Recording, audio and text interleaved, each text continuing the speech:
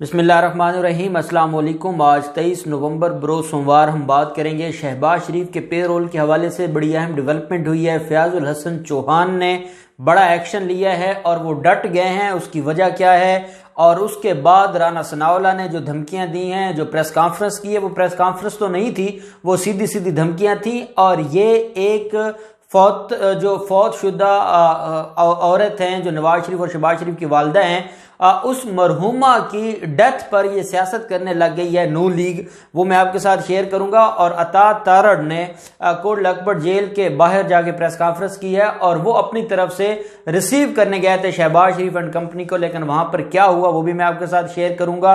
और आखिर पर हम बात करेंगे, आज एहतसाब अदालतों में एक शहबाज शरीफ की दरखास्त पर समाअत हुई है और एक आहद चीमा के रेफरेंस पर समाअत हुई है और एक लाहौर हाई कोर्ट में अहम नैब के केस पर समाअत हुई। उसके ऊपर भी मैं आपके साथ कुछ डिटेल्स हैं वो जरूर शेयर करूंगा। पहले हम बात कर लेते हैं राना सनाउल्लाह के हवाले से। राना सनाउल्लाह ने अभी थोड़ी देर पहले प्रेस कॉन्फ्रेंस की है और वो प्रेस कॉन्फ्रेंस है कि जब इन्होंने दरखास्त दी 2 हफ्तों के पे रोल पर, और पे रोल का कानून तो क्योंकि हमारे यहाँ मौजूद है, चाहे वो जेल मैनुअल हो या जो हमारे CRPC के कवानीन है, उसमें पे रोल का कंसेप्ट जरूर है, लेकिन उसकी कुछ कंडीशंस हैं। इन्होंने दरखास्त दी है DCO को। DCO की दरखास्त के ऊपर अभी कोई फैसला नहीं हुआ और अभी इनको ना हाँ की गई है ना की गई है।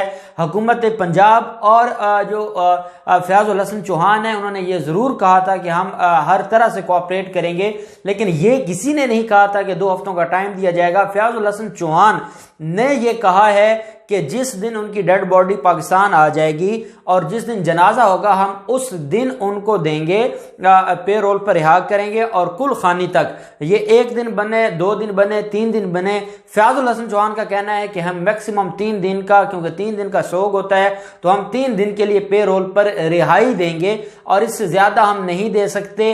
और जो उन्होंने कहा कि मरियम औरंगजेब ने और बाकी लोगों ने मुझसे रब्ता किया है कि आज और अभी उसको फिलफौर हम रिहा कर दें पे रोल पर।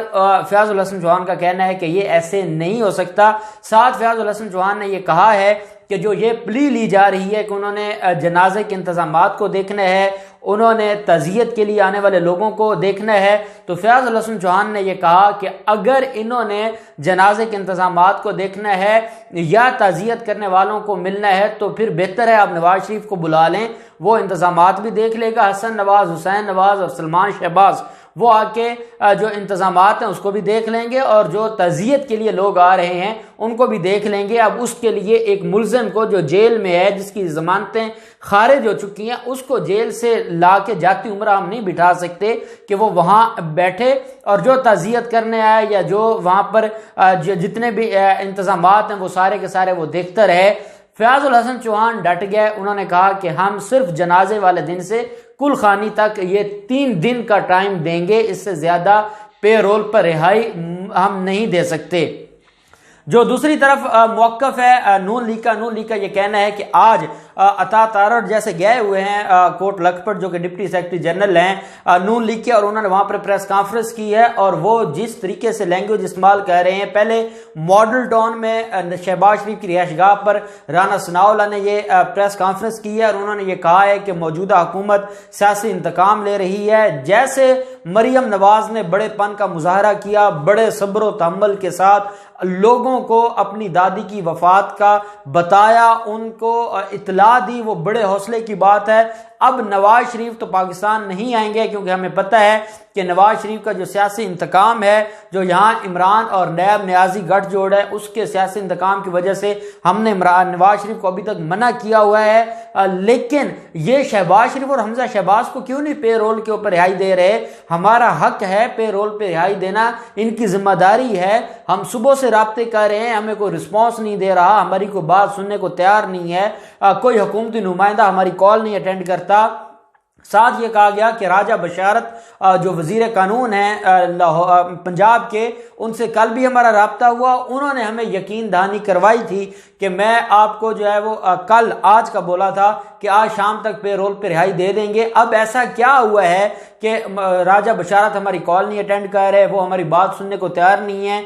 डीसीओ को हमने दरखास्त दी है, डीसीओ की अभी तक दरखास्त के ऊपर कोई भी अमल दरामद नहीं हुआ और यहाँ पर मेहमान आ रहे हैं। यहाँ पर हालात ऐसे हैं कि उनका पे रोल पे रिहा होना बड़ा जरूरी हो गया है। और साथ उन्होंने ये कहा कि अगर जो नवाज शरीफ पाकिस्तान आए या ना आए, हमारी जो तहरीक है वो चलती रहेगी। जो 30 नवंबर का जलसा है वो भी होगा और हम बाकी अपने जलसे भी करेंगे।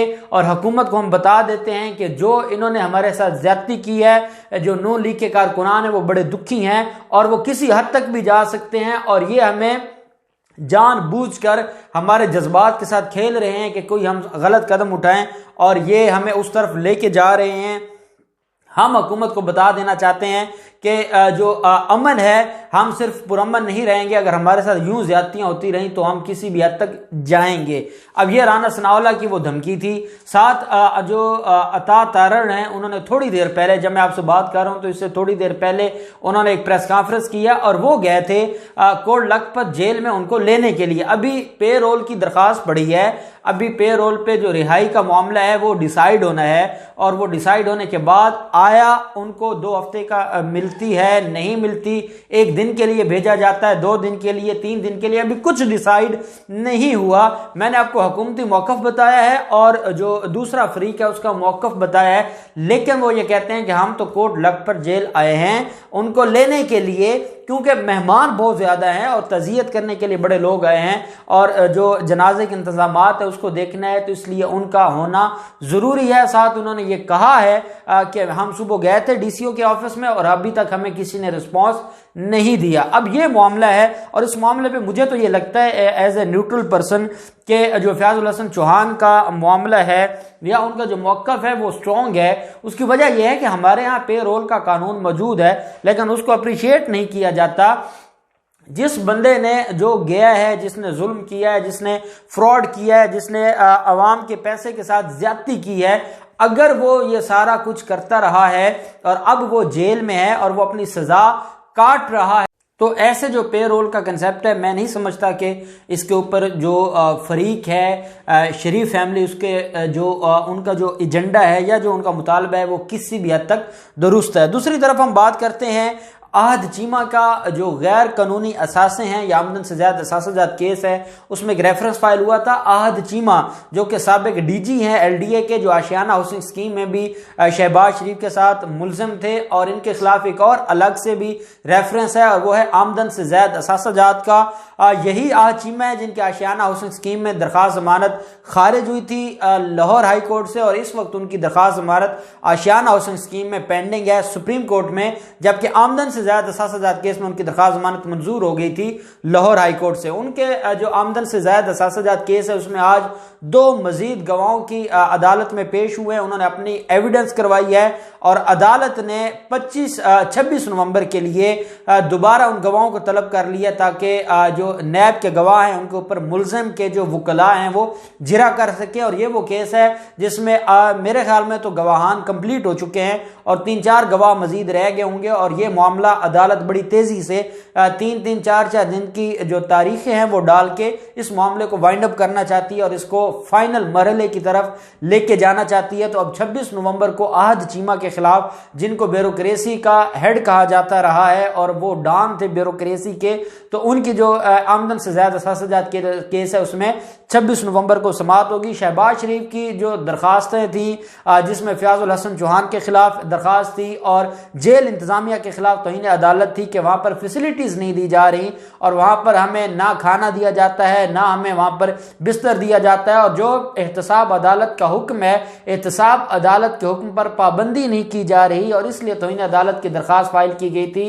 जज एडमन जज जो है नैब अदालत के जवादुल हसन साहब, उन्होंने आज समाअत की है और जो वकला थे शहबाज शरीफ के, उन्होंने अदालत में बहस की है। जो जेल हुकाम है और नैब के जो गवाहान हैं उन्होंने टाइम मांगा है और उसके लिए अदालत ने 25 नवंबर को इस दरख्वास्त की समाअत को मुलतवी किया है। जो वकलात शहबाज शरीफ के, उन्होंने फयाजुल हसन चौहान के ऊपर इल्ज़ामात की बारिश की है। उन्होंने ये कहा है कि ज़्यादती हो रही है, वहाँ पर एजेंसियों के लोग बिठाए हुए हैं, वहाँ पर ये तशद्दुद करवाते हैं, उनको खाना नहीं दिलवाते, कभी उनकी लाइट बंद हो जाती है, कभी कोई मसला है, और इतना ज़्यादा उनको फैमिली से मिलने नहीं दिया जाता, उनको नमाज पढ़ने के लिए इजाज़त नहीं दी जाती, वो सो नहीं सकते, पता नहीं क्या कुछ वो बोलते रहे।